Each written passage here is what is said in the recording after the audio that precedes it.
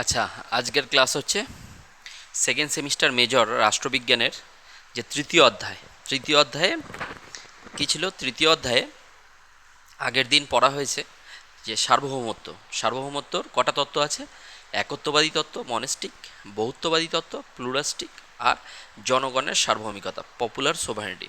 তাহলে এই তিনটে তত্ত্বর মধ্যে দুটো তত্ত্ব হচ্ছে মেনলি 10 মার্কসের জন্য আসে, একত্ববাদী তত্ত্ব আর বহুত্ববাদী তত্ত্ব। তাহলে একত্ববাদী তত্ত্ব আমরা আগেই পড়েছিলাম জন অস্টিনের, তাই না? জন অস্টিন আর যা বোদা, জেরেমি বেনথাম, এরা প্রবক্তা একত্ববাদী তত্ত্বের।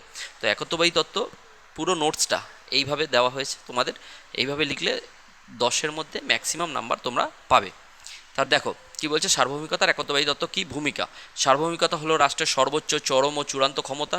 আগের দিন ভালো করে আগের ভিডিও দেখলে একত্ববাদ পুরো বুঝতে পারবে। আর আজকে নোটস রাষ্ট্রবিজ্ঞানে সার্বভৌমিকতার প্রকৃতি সম্পর্কে যে তত্ত্বগুলো রয়েছে তার মধ্যে একত্ববাদী বা আইনগত তত্ত্বটি অন্যতম, প্রাচীন ও প্রভাবশালী। তাহলে এই তত্ত্ব অনুসারে রাষ্ট্রের সার্বভৌম ক্ষমতা এক ও অদ্বিতীয়, যা কোনোভাবেই বিভাজ্য বা হস্তান্তরযোগ্য নয়। আধুনিক রাষ্ট্রীয় কাঠামোর মূল ভিত্তি হিসাবে এই তত্ত্বটি অত্যন্ত গুরুত্বপূর্ণ। Law is the command of the sovereign, John অস্টিনের বক্তব্য। তো কোটেশন দিলে একটু বেশি নাম্বার পাওয়ার সম্ভাবনা থাকে। দেন তারপরে দেখো প্রবক্তা কে: যা Bodin, Thomas Hobbes, Jeremy Bentham, John Austin. Main মুখ্য প্রবক্তাকে জন অস্টিন, ঠিক আছে? জন অস্টিনের লেকচার্স অন জুরিসপ্রুডেন্স 1832, আমি আগেই বলে দিয়েছি, এখানে সালটা লিখে নেবে, 1832 সালে আছে। 1832 সালে প্রকাশিত তার বিখ্যাত লেকচার্স অন জুরিসপ্রুডেন্স গ্রন্থে জন অস্টিন সার্বভৌমিকতার সবচেয়ে নির্ভুল ও সুসংবদ্ধ সংজ্ঞা প্রদান করেছেন। তিনি বলেছেন, যদি কোনো নির্দিষ্ট ঊর্ধ্বতন মানবীয় কর্তৃপক্ষ অনুরূপ কোনো কর্তৃপক্ষের বশ্যতা বা আনুগত্য স্বীকার না করে, অথচ নিজেই সমাজের অধিকাংশের কাছ থেকে স্বভাবজাত আনুগত্য লাভ করে, তবে সেই সমাজে ওই নির্দিষ্ট ঊর্ধ্বতন কর্তৃপক্ষ সার্বভৌম এবং ওই কর্তৃপক্ষ সহ সেই সমাজ হলো একটি স্বাধীন ও রাজনৈতিক সমাজ। বারবার এই সংজ্ঞাটা আমি আগের দিন খুব ভালো করে বুঝিয়ে দিয়েছি, এক্সাম্পল দিয়ে বুঝিয়ে দিয়েছি, ভালো করে দেখো। যদি এই আমাদের আজকে ভোটের রেজাল্ট বেরিয়েছে, তো রেজাল্ট বেরোনোর পর একটাই কথা, যে সমাজের যে নির্দিষ্ট ঊর্ধ্বতন মানবীয় কর্তৃপক্ষ, যে আমাদের মুখ্যমন্ত্রী হতে চলেছে, সে যদি কারুর বশ্যতা না স্বীকার করে, কোনো মানুষের বশ্যতা স্বীকার না করে, যদি সমাজের উন্নতি করে, সমাজের অধিকাংশের আনুগত্য লাভ করে, ঠিক আছে, তাহলে গিয়ে সে কী হবে? সে হচ্ছে সার্বভৌম একদম। আর সেই সার্বভৌম কর্তৃত্ব সহ সমাজ কী হবে? স্বাধীন রাজনৈতিক সমাজ। এটা ভালো করে করবে, লিখলে নাম্বার পাবে। তারপরে গিয়ে কি একত্ববাদী তত্ত্বের মূল বৈশিষ্ট্যগুলো, এবার বৈশিষ্ট্য কটা লিখবো। কি বলেছিলাম? অবাধ ও নিরঙ্কুশ। আগের দিনই ভিডিওটা ভালো করে দেখলে বুঝতে পেরে যাবে। সার্বভৌমিকতা হলো রাষ্ট্রের মৌলিক ও সীমাহীন ক্ষমতা। একত্ববাদীদের মতে এই ক্ষমতার উপরে, এই ক্ষতের এটা কাটা যাবে, এটা একটু কেটে দেবে, এই ক্ষতেরটা, এই ক্ষমতার উপরে, হ্যাঁ, এটা হবে এই ক্ষমতার উপরে, এই ক্ষতেরটা কাটা হয়ে যাবে, হ্যাঁ। তাহলে এই ক্ষমতার উপরে অন্য কোনো ক্ষমতা থাকতে পারে না। রাষ্ট্র তার অভ্যন্তরীণ সীমানার মধ্যে সকল ব্যক্তি ও প্রতিষ্ঠানের উপর নিঃশর্ত আধিপত্য বিস্তার করে এবং বাহ্য ও বাহ্যিক ক্ষেত্রে অন্য কোনো রাষ্ট্রের নিয়ন্ত্রণ থেকে সম্পূর্ণ মুক্ত থাকে, ঠিক আছে? আর একটা কি? অবিভাজ্যতা, একে কখনো ভাঙা যায় না বা ভাগ করে নেওয়া যা কোনো ব্যাপার নেই। তাহলে এই তত্ত্ব অনুসারে সার্বভৌম ক্ষমতাকে কোনোভাবেই ভাগ করা বা খণ্ডিত করা যায় না। সার্বভৌমিকতাকে বিভক্ত করার অর্থ হলো তাকে ধ্বংস করা। একটি রাষ্ট্রের মধ্যে একাধিক সার্বভৌম কর্তৃপক্ষ থাকতে পারে, একাধিক সার্বভৌম কর্তৃত্ব থাকতে পারে না। এটা কাদের বক্তব্য? একত্ববাদী। একাধিক সার্বভৌম কর্তৃত্ব থাকতে পারে না। কিন্তু বহুত্ববাদীরা কি বলছে? না, রাষ্ট্রের মধ্যে বিভিন্ন সংগঠনের সার্বভৌম ক্ষমতা থাকে।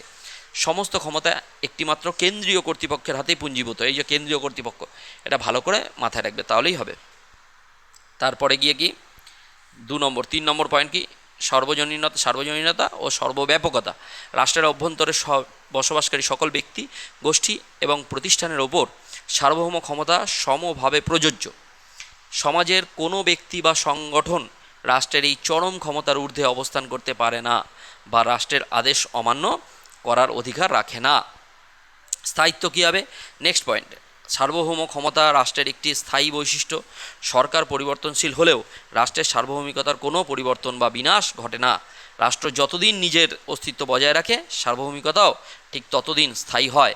সরকারের পতন মানেই সার্বভৌমের পতন নয়, ঠিক ঠিক আছে, সার্বভৌমিকতা আমাদের সরকার কিন্তু যাবে আসবে, সার্বভৌম ক্ষমতাটা কি রাষ্ট্রের সেটা বজায় থাকবেই। আজকে সরকার পরিবর্তন হলে সার্বভৌম ক্ষমতা রাষ্ট্রের ক্ষমতা থেকেই যাবে। তাহলে একত্ববাদীরা কি বলেছে, সার্বভৌম ক্ষমতা হলো রাষ্ট্রের চরম এবং চূড়ান্ত ক্ষমতা, অবিভাজ্য, ঠিক আছে, স্থায়িত্ব, আইনের দ্বারা অনিয়ন্ত্রিত, অহস্তান্তরযোগ্যতা। দেখো নেক্সট পয়েন্ট, মানুষের নিজস্ব সত্তা বা জীবন যেমন অন্যের কাছে হস্তান্তর করা যায় না, আমার জীবন আমি কারোর কাছে হস্তান্তর করতে পারবো না, আগের দিন ভালো করে বুঝিয়ে দিয়েছি। ঠিক মানুষের নিজস্ব সত্তা বা জীবন যেমন অন্যের কাছে হস্তান্তর করা যায় না, ঠিক এটা লাইনটা দুবার হয়ে গেছে, একটু দেখে নেবে, একটা লাইন মুছে দিতে হবে। তেমনি রাষ্ট্রের সার্বভৌম ক্ষমতাও অন্য কাউকে হস্তান্তর করা যায় না। সার্বভৌমিকতা হলো রাষ্ট্রের প্রাণ, তাই একে হস্তান্তর করার অর্থ হলো রাষ্ট্রের নিজস্ব অস্তিত্ব বা আত্মাকে বিলুপ্ত করা। এই এক্সট্রা একটা লাইন হয়ে গেছে, ঠিক আছে, কপি পেস্ট করতে গিয়ে এই এক্সট্রা লাইনটা হয়েছে, অসুবিধা নেই। সার্বভৌমের আদেশই আইন, একদম বলেছিলাম সার্বভৌমের আদেশ বা নির্দেশই হলো আইন। কে বলেছে? John Austen. অস্টিনের তত্ত্বের একটি অন্যতম মূল ভিত্তি হলো সার্বভৌম কর্তৃপক্ষের নির্দেশ বা আদেশই হলো আইন। এই এই এটা হচ্ছে এই, ঠিক আছে, এটা হচ্ছে এই হবে। এই আইন অমান্য করার অর্থ, এই আইন অমান্য করা, এই আইন মান্য করা সকলের কর্তব্য। আইন অমান্য করলে নাগরিকদের কী পেতে হবে? শাস্তি পেতে হয়।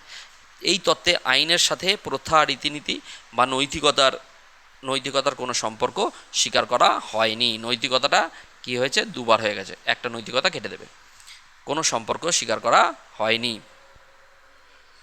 তাহলে এটা হলেই, এরপরে বহুত্ববাদীরা সমালোচনা, মেন সমালোচনা কারা করেছে? একত্ববাদীর, বহুত্ববাদীরা। আর এখান থেকে যদি বহুত্ববাদীর সমালোচনা 5 নম্বরে কোশ্চেন আসে, এখান থেকে লিখতে পারবে, আর না হলে 3টে সমালোচনা দেবে, তাহলেই হবে।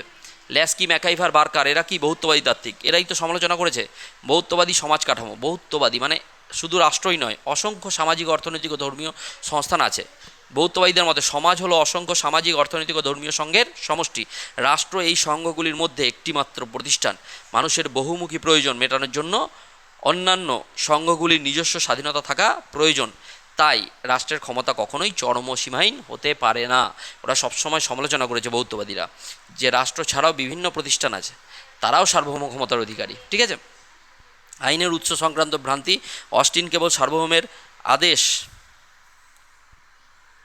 কী বলে যে অস্টিন কেবল সার্বভৌমের আদেশকেই আইনের একমাত্র উৎস বলেছেন, কিন্তু বাস্তবে সমাজে প্রচলিত প্রথা, রীতিনীতি, লোকজ ধর্ম ও নৈতিকতা আইনের অত্যন্ত, এটা অত্যন্ত হবে, আইনের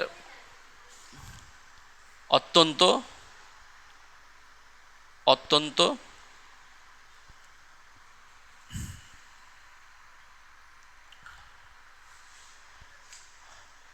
অত্যন্ত হবে, ঠিক আছে, অত্যন্ত গুরুত্বপূর্ণ উৎস।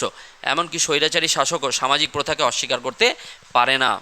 আন্তর্জাতিকতার পরিপন্থী বর্তমান বিশ্বায়নের যুগে প্রতিটি রাষ্ট্র একে অপরের উপর নির্ভরশীল। প্রতিটি রাষ্ট্রকে আন্তর্জাতিক আইন, চুক্তি এবং রীতিনীতি মেনে চলতে হয়। তাই বাহ্যিক ক্ষেত্রে কোনো রাষ্ট্রই অবাধ বা চরম ক্ষমতার অধিকারী বলে দাবি করতে পারে না।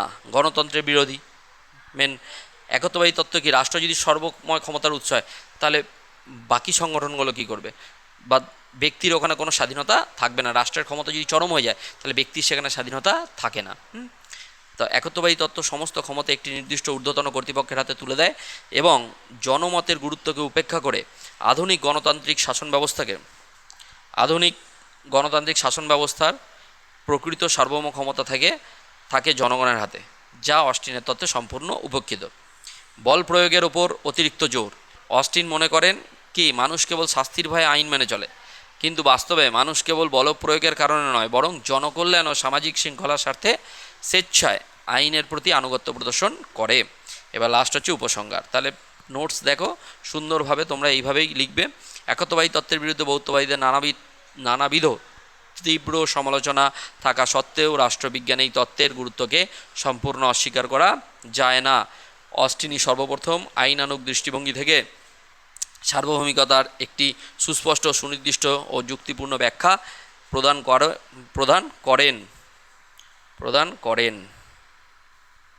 করেন।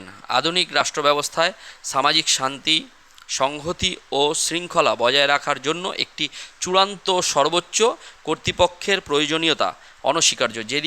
যেদিক থেকে বিচার করলে একত্ববাদী তত্ত্ব আজও প্রাসঙ্গিক ও অপরিহার্য। এই নোটসটা যদি পুরো লিখতে পারো তাহলে ম্যাক্সিমাম 10-এর মধ্যে ম্যাক্সিমাম নাম্বার পাবে। এরপরে এরকমই নোটস আসবে। তার আগে কিন্তু এই নোটসটা দেখার আগে আগের দিন ব্যাখ্যা দেওয়া আছে সার্বভৌমিকতা কী, একত্ববাদী তত্ত্ব কী, বহুত্ববাদী তত্ত্ব কী, আর জনগণের সার্বভৌমিকতা, এটা পুরো বিস্তারিত ব্যাখ্যা দেওয়া হয়েছে, সেটা ভালো করে জানবে। তারপরে এই নোটসগুলো পরপর আসতে থাকবে চ্যানেলে, তোমরা ফলো করতে থাকো, দেখতে থাকো এই নোটসগুলো। আর যদি কারো নোটস প্রয়োজন হয় তাহলে আমাকে অবশ্যই হোয়াটসঅ্যাপে কন্ট্যাক্ট করবে, হোয়াটসঅ্যাপ নাম্বার দেওয়া রয়েছে।